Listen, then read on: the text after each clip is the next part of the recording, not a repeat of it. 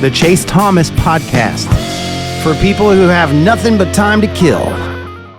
Bryce Underwood, who knows, Yeah. just comes in as like the greatest player I've ever seen, the way he's been talked about as a high school quarterback prospect. For sure. I'm just excited to watch him play. Like, he's just, he I think it's going to be a lot of fun for Michigan. I think it's a good scheme fit for him too. Program report. Trending up or trending down? Ole Miss going into 2025, Matt Green. Can we say they've plateaued? Can we say that we've seen the best that Lane Kiffin's Ole Miss is ever going to be? Because that's kind of how it feels to me. I'm not sure they're trending down, but you saw a couple 10-win seasons with Matt Corral. You saw the Jackson Dart. Like, last year felt like the year for Ole Miss. Like, and I think that was being kind of, that gets thrown around a lot. Like, oh, this is their year. Like, oh, last year, this is the year Ohio State has to do it. Absolutely not. Last year was not the year Ohio State had to do it. Because if they didn't do it last year, they'd be one of the best candidates to do it again this year. That, like, the same talk with Kirby Smart, like in 2021. Like, if Georgia didn't win the championship this year, they're probably going to be another contender the year after and the year after that. But with Ole Miss, it really felt like this is the year. If they're going to win something, it has to be 2024. And to see them just lose multiple games to teams they had no business losing to, obviously it's hard to say someone's trending down after a 10-3. What was it? 11-2. I guess 11-2 to 10-3 is technically trending down, but 3 double-digit seasons and double-digit win seasons in the last 4 years. I think this is kind of the final. What the highest they've been in the final poll is 9. So finished 11th, 9th, and 11th. That kind of feels like as good as Ole Miss gets. I'm not sure they're going downhill next year, although I don't know who the quarterback is.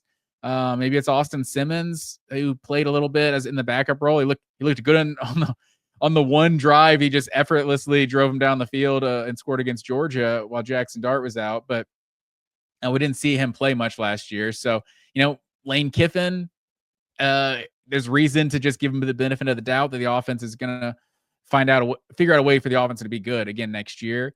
But I don't know, with what they had on the defensive side of the ball, that felt like kind of, I don't know, generational is the right word, but in terms of what Ole Miss has had, kind of generational. And I'm not sure they're going to have that kind of high-end talent moving forward. So I kind of have to, I feel like they've plateaued. Like the best years are behind them. I mean, they missed a big moment because Jackson Dart, I thought, was the best quarterback in the SEC last year. And obviously he has all kinds of records for Ole Miss and was really good. And I think will always be kind of underrated as the years go by at Ole Miss, what he did.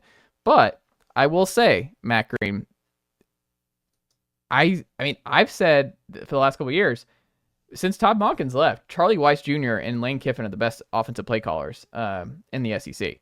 So I think there is a high floor there in terms of what their offenses are. I'm going to bet on their offense being good again. Like you said, Austin Simmons, with what we saw from the Southpaw in the Georgia game and how they feel about him, and to not get another transfer to replace Jackson Dart, I think speaks volumes about what they think about Simmons.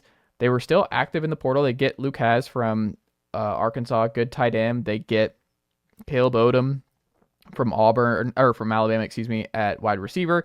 Andrew Jones, who was a big battle between him and South Carolina, a couple other powerhouse SEC programs from Grambling State.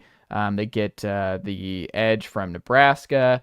The wide receiver from Penn State and Trey Wallace. Like, they were active once again. And I think they still, if you look through this roster and what the depth chart is going to look like in 25 and this schedule, I mean, I think it's very possible that Ole Miss is right there in the CFP conversation. I don't think they've peaked yet. I think we're going to see if this is sustainable to live in the portal to the extreme that they are. But I mean, I think people are also overlooking where they're at in recruiting. I mean, it's not like they're 50th in team recruiting rankings. They're in the top 20 for this past cycle. I'm pretty sure. It's just they're having to still go and supplement a little bit more than I'm sure they would prefer in the portal. But yeah, they were 16th in the 2025 class here. So not elite, but also when you're doing pretty well in the transfer market, like, they're going to be right there. And I think they were one of the 3 best teams in the SEC this past year. They just didn't take care of business in some important games, or some overlooked games, I guess I should say.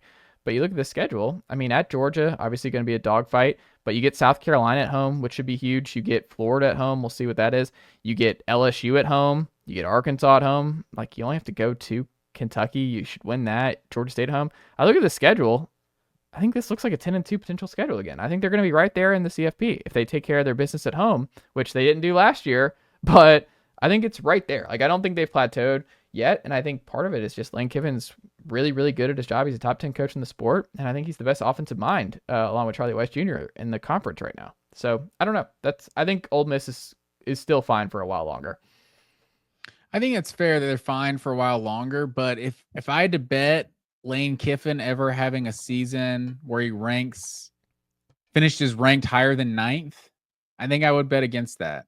And I don't know. I think there's a lot of challenges at Ole Miss, and especially last year, I think was a year you could argue the SEC was down, like legitimately down. There were not a lot of great teams. It felt like Ole Miss was, if you're, just pound for pound, kind of like if you were just had to stack up who you thought like the best team in the SEC was last year, you could easily make the argument for Ole Miss. Like if I got to pick a fighter, a representative from the SEC to play the winner of the Big Ten or something, I think Ole Miss is the team I would have picked at the end of the season in the SEC. Final thing here, Matt Green. Rate the hire. Dan Mullen at UNLV. Matt Green. This is, I think, one of the... Nicely done, nephew. The Chase Thomas podcast. Hell yeah.